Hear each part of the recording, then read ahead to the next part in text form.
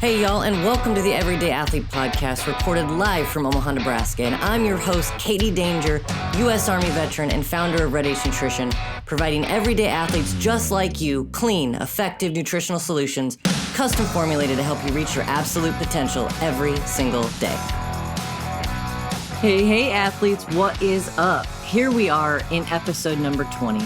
And I want to thank you again for tuning in and taking your time to educate yourself. That's right. I am here to educate you. Knowledge is power, and it's really, really fun to share the topics and ideas that get me fired up with you. I really, really enjoy it. So with episode number 20, I'm going to be talking to you about overtraining. Through my many years of training, I've had my ups and downs with this word. I've pushed the limits, and I've taken way too much time off before. So I've seen both ends of the spectrum. Now, as an athlete, the goal is always to progress.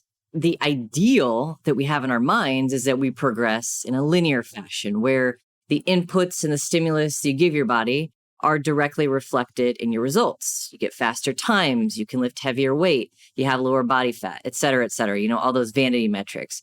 But in reality, we know that our training is not linear. In fact, if you've got a smart program and a smart coach, you're on a program that first is tailored to your specific production capacity, which is your physiological processes and those ebbs and flows. So your coach knows you in and out, and then as well as a periodized training program that works with those ebbs and flows. So that is really how training looks. It is not linear at all. Now, this isn't the sexy way to do things. In fact, it is tedious because it takes time, it takes data, and it takes honest feedback from the athlete on what he or she is feeling.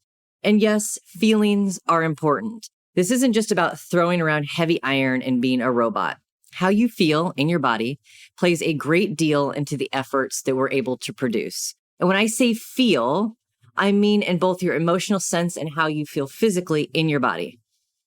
Every day on training day, whether we're conscious about it or not, we often succumb to how we feel, both mentally and physically. We can't just go through the motions, right? We're feeling something. For example, if you're nursing an injured knee, you'll probably also feel kind of down about the circumstance and that your knee hurts, and your training day is probably going to be mediocre at best.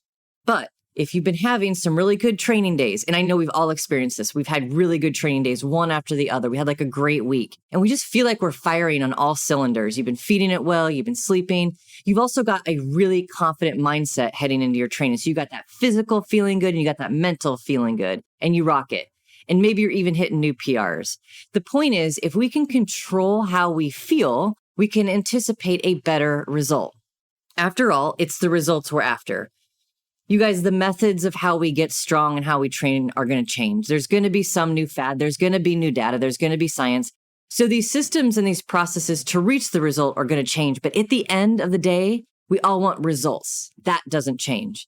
So for this episode, though, episode number 20, I'm not going to be diving into our emotional feelings today. So if you thought I was going to get sappy with you about feelings, I'm not going there. I have plenty of episodes on mindset. So what we're going to focus on today is how we can feel better physically to prevent overtraining and to tune into our physiological processes so we can operate our physical body at a higher production capacity. We can produce more. We can be more physically.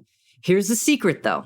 I'm sure if your body feels great, your mind's going to be ready for an awesome workout too. So the cool thing about this is learning more about how to make your physical body feel better is going to make your mind feel better too, because results lead to confidence, leads to a better mindset.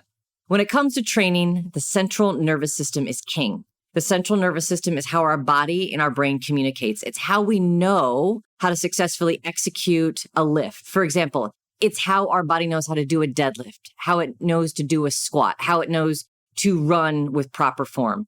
The efficiency and effectiveness of our central nervous system ultimately determines how much force we can apply, how quickly we can run, how much we can lift, how we move our body through space. Like I said, it is king. It runs the show. So when it comes to overtraining, there is a spectrum of how our body adapts to the stimulus that we place on our central nervous system. On that spectrum, there's really 4 major points. There's undertrained, which is there's no changes or adaptations because the stimulus we're providing is not effective. Then there's acute overload. And acute overload are minor performance improvements and positive physiological adaptations. Although slow, we're still making those positive adaptations. Then there's overreaching. Overreaching is optimal physiological adaptations and performance. So when it comes down to it on the spectrum, we want to be overreaching. We just want to be grasping outside of our reach a little bit over and over again. And then there's the bad word, overtraining, the O word. And overtraining is maladaptive physiology and performance decline. So the stimulus that we're putting into it is actually having a negative return on investment. We do not want that. So what are the symptoms of overtraining? Well, you've probably experienced them before, but just to be clear, some are really obvious. You have a decrease in your performance. You lack the desire to train. Your appetite goes down. You can't sleep. Your libido drops. You have changes in body temperature at night. You're tossing and turning, depression, anxiety. You might even lose weight. You're irritable. Those are all just to name a few. But in some way, shape, or form, if you've been training long enough, I know you've experienced this, and it sucks, right? Below the surface, we have our body struggling to repair itself. Our body starts to react as if we were in this fight or flight mode. Our body, our homeostasis, our balance, it's upset.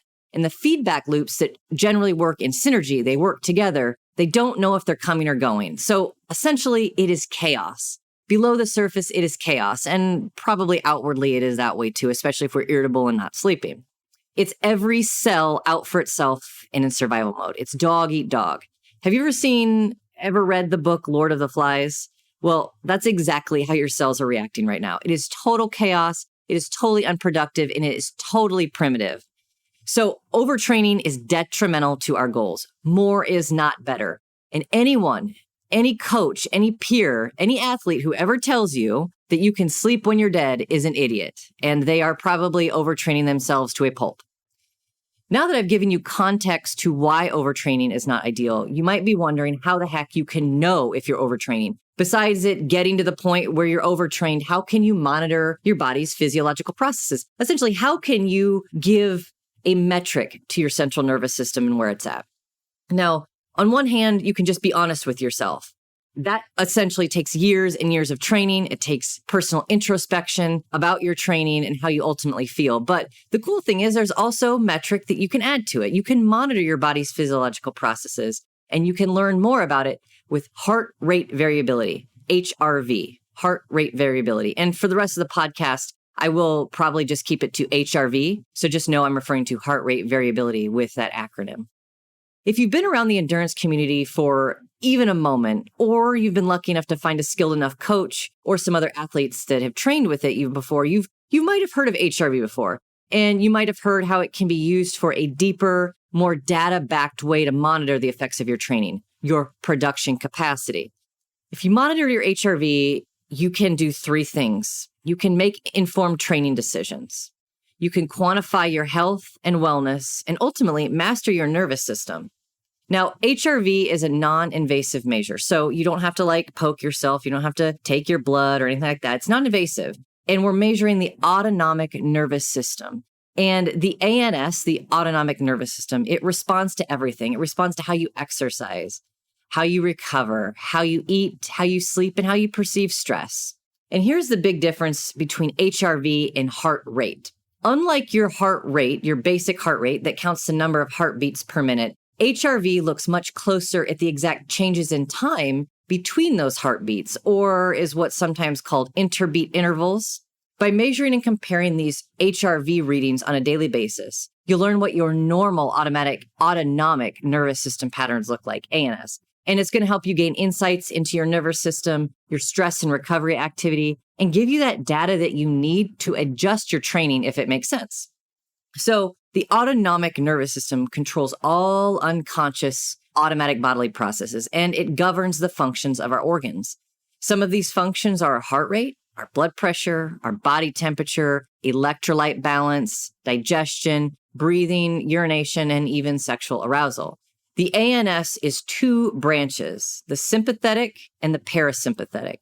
Remember a bit ago in this episode, I talked to you about that fight or flight and how overtraining makes people feel like they're in a state of panic or survival. They're irritable, they're grouchy, they're not motivated. Well, this leads us directly into the beauty of heart rate variability. it helps us determine ultimately if our body is sympathetic, which is varying degrees of fight or flight, or parasympathetic, which controls the rest and digest and is ultimately responsible for recovery. Our ANS, if given the opportunity, can optimally continue to govern our bodily processes that happen behind the scenes. And this is where monitoring with HRV tells us if we're in a sympathetic state or if we're in a parasympathetic state. So are we in fight or flight, or are we chill and relaxed? If you measure your heart rate variability daily, you're going to get a snapshot of how these once unseen bodily processes now can become seen. You can observe them and you can adapt and then respond with your training appropriately. Ever heard the saying, failing to prepare is preparing to fail? A major component to your competitive success will be your nutrition prep. And I created a competition nutrition guide to help you utilize pre, intra, and post-competition nutrition protocols, boost your confidence heading into a competition, recover quicker post-comp so you get right back to training, and increase your power output and max capacity so you can own that podium. I created this guide just for the everyday athlete, and you can get your free copy at competitionnutritionguide.com. I'll say again, competitionnutritionguide.com. So instead of this silly, age-old, outdated, archaic model of I'll train until I can't anymore, or I'm just going to grind away, which often leads to days, weeks, if not months of lost training time, because eventually you're going to get burned out. You're going to stop. You're going to get injured, so you're going to get a break. And instead of having those moments where you got to take weeks and months off, if you use HRV, you can use it to get accurate data from your real body and its processes. You guys, HRV monitoring is the real deal. And I became a firm believer after a recent bout of long-term overtraining. So if the science behind monitoring your HRV doesn't get you excited like it does me, I'm going to share with you just my story and how this podcast episode even came to fruition and why this information about overtraining is so important to me. First, if you haven't listened to episode number 18, I want you to go back and listen to it because it's all about my juice fast. And you got to know about what it's like to not eat for 3 days. But before I went on my juice fast, I was experiencing a lot of lethargy in my training. I wasn't motivated. I was also having some serious sleep issues. Like I couldn't sleep at all at night. I could doze away during the day if I let myself, though. I just couldn't sleep at night. And if I was sleeping, I was having bad dreams. I had really big temperature swings and I'd wake up sweating and then go back to being cold. It was just, I was off. I knew I was off, but I really just thought it was stress. Because as a business owner, you're always faced with stress, right? So like, I just thought it was stress. And the thing was, my body didn't hurt. I didn't have the normal muscle aches and pains. I was a little achy, but I've been way achier before. So I thought it was just stress. And I was still having results in the gym, even when I was able to go. Like I told you, my motivation was low, but I was still having good results when I would go. So I never even considered that it might be overtraining. I always thought overtraining was based on these strict physical symptoms, like if my muscles are sore. So my prior baseline, as we'll find out, wasn't serving me anymore. So getting this HRV data was super important. So I kept on training, right? I didn't think I was overtrained, so I kept training.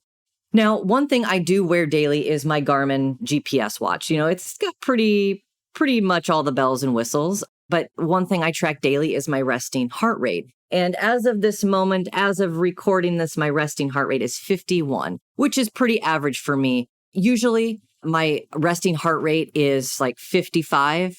Right now, it's 51. But over a 2-week period, before I knew that this was overtraining, and I was monitoring my resting heart rate, my heart rate went from a 55 average to 70 plus, and it just stayed there for 2 weeks. And I noticed this, and I'd always kind of heard that resting heart rate is sort of another predictor for overtraining. But like I said, I still didn't have that big physical aha moment where I'm like, wow, my muscles are so sore. I can't even sit on the toilet, right? Because my quads are so sore. I wasn't having that. So it really wasn't until I got the bright idea to do my juice fast that I had this opportunity to rest and chill. And, I was hungry, but I was sleeping better. I was more motivated. I was less irritable. I kind of took a lot of those variables, though, like in just that context, it was like, well, of course you're less irritable. Of course you're resting and relaxing. You're not eating, right? You're tired. But looking back, it all made sense now. So it wasn't until then that I started noticing my resting heart rate was trending back down into the 50s. And it was almost immediately after my first day of fasting and resting that it shot down to 54. It was 75 and it shot down to 54. And it has been there ever since. So it has been over a month since my first juice fast. And my resting heart rate hasn't been over 60. So it's been over 4 weeks. My resting heart rate has stabilized once again, and I am feeling better. I'm sleeping again. Anyway, before I get into that, during my fast, I found out about heart rate variability, and I kind of thought it was the same thing as resting heart rate, but as we talked about earlier, they are different. Heart rate variability measures those interbeat variability. So it's not just how many times your heart's beating per minute, but like the variability between the heartbeat and time in between that. So we can determine if we're in fight or flight or relatively stable and in that homeostasis, that optimal balance, right? So I bought a heart rate monitor after my juice fast, and I learned about heart rate variability. I'm like, I got to add this to my training because I don't ever want to feel that shitty again. So I bought a heart rate monitor, I downloaded an app, and I've been tracking my HRV daily since. And right now I've got about 4 weeks worth of data, and I love it. I love having another piece of data that can help me make heads or tails of what's going on below the surface. And it adds even more substance to these educated decisions I'm making about my training progress. It helps put me back in the driver's seat. So, athletes, if you want to start monitoring your HRV, here is what I use, and here is how you can get started. I use the Polar brand H10 heart rate monitor. I got it on Amazon. It's about $90 after tax. And then for the app to measure my heart rate variability with my heart rate monitor, I use Elite HRV. And this is free to use. It has so many features, like nothing silly about it. You don't have to give your credit card. It has everything you need to get started for free. I have no interest right now in paying for the app because all of the features seem to be free. So it's really cool. You got to check out the app Elite HRV. Every morning when I wake, the first thing I do, if I don't have to go to the bathroom, is I do my 2-minute morning readiness. And this morning readiness is a specific test in the Elite HRV app. And it gives you a quick summary of your readiness. And it's based on a spectrum. It starts at 1. So it's like if you're going left to right on a spectrum, it's 1, 10, 1. 1 is on the sympathetic side. 10 is the optimal balance between sympathetic and parasympathetic. And then 1 all the way to the right. So you go left to right, 1, 10, 1. That is going to be on the parasympathetic scale. So readiness in this case is defined as your state of relative balance or where your HRV values compare to your past. So the caveat here, and the only caveat here, is that you have to get some data going to start getting some information on what's going on below the surface. The more consistent you are with this, the more times you do this, the more information you'll get so you can compare you versus you. And HRV is a long-term approach. It really is. HRV is great for athletes who value long-term progress, data, and results. So there you have it, athletes. This is a great way to answer the question, am I overtraining? If you have asked yourself in the past year if you've been overtrained, you've got to start tracking your overtraining or your HRV, because it will give you a very good insight as to where you are versus where you've been. And there really is no better data or better person to compare yourself against except you. You guys, there is no glory in starting a training program only to stop midway through because you didn't listen to your body and you thought it grinding through was the only option. In the Army, we always use this term behoove, and I always thought it was silly, but it was used when we really wanted to make a point. So athletes, it would behoove you to start tracking your HRV. If you're tired of the mantra, more is better, and you can't sleep or you can sleep when you're dead, there is a better way. And overtraining doesn't have to be part of your equation. It is not necessary to overtrain to get to the end goal. So don't think that it's some rite of passage. The best athletes, the best ones out there, no matter their ability level, they know their body and they know it well, and they listen to it. So your body is talking to you. Are you listening?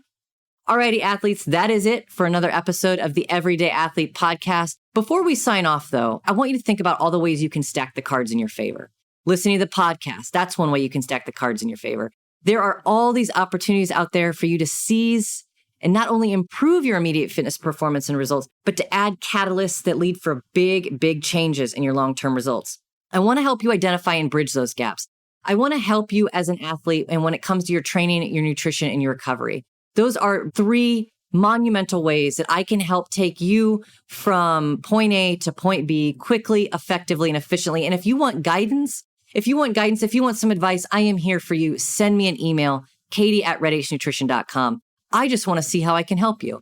You can also find me on Instagram if you use handle @Katie_danger. Send me a message. Let me know how I can help you.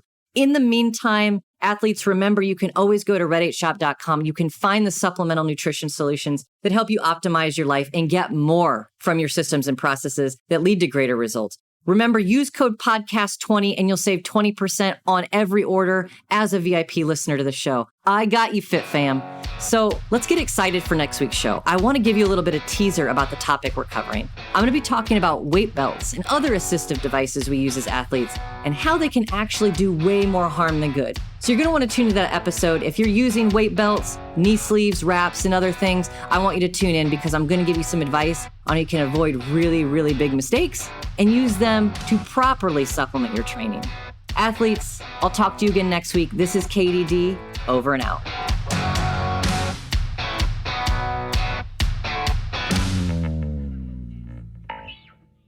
This is thepodcastfactory.com.